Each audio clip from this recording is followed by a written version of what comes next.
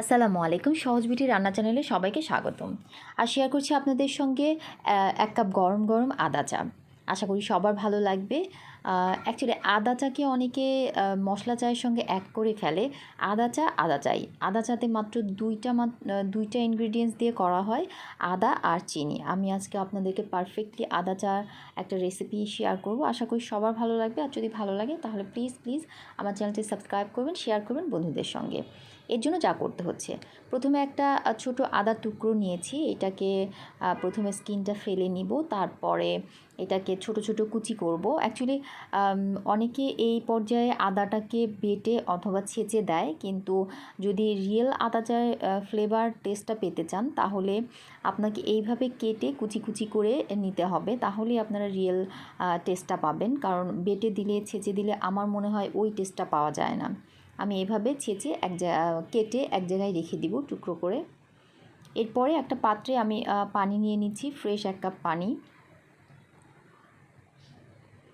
পানিটা যখন একটু বলক উঠে আসবে, এভাবে বলক উঠে আসবে, তখন দিয়ে দিব 1 চা চামচ পরিমাণ চা পাতা।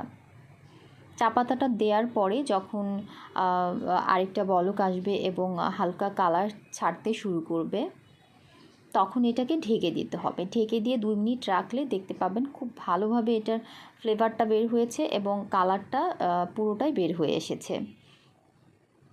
এরপরে আমি নিয়েছি একটা কাপের ভেতরে প্রথমে কুচি করে রাখা আদাটা দিয়ে দিব। তারপরে এখানে আমি নিয়েছি 1 চা চামচ পরিমাণ চিনি, আমি পুরোটাই দিয়ে দিচ্ছি কারণ কাপটা বেশ বড়।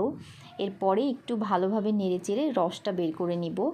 একটু নেড়েচেড়ে আদার রসটা বের করে নেওয়ার পরে আমি যে লিকারটা করে রেখেছি এর মধ্যে দিয়ে দিব আস্তে আস্তে। এবং লিকারটা দেওয়ার সঙ্গে সঙ্গে আপনারা সেই স্মেলটা পেতে শুরু করবেন, যে কাঙ্ক্ষিত স্মেল আর টেস্টার জন্য ওয়েট করছিলেন। এরপরে নেড়েচেড়ে গরম গরম পরিবেশন করবেন। দেখবেন নিজেরও ভালো লাগবে, যাকে দিবেন তারও ভালো লাগবে। আশা করি ভালো লেগেছে। আপনারা সবাই ভালো থাকবেন, আমার জন্য দোয়া করবেন। ধন্যবাদ সবাইকে।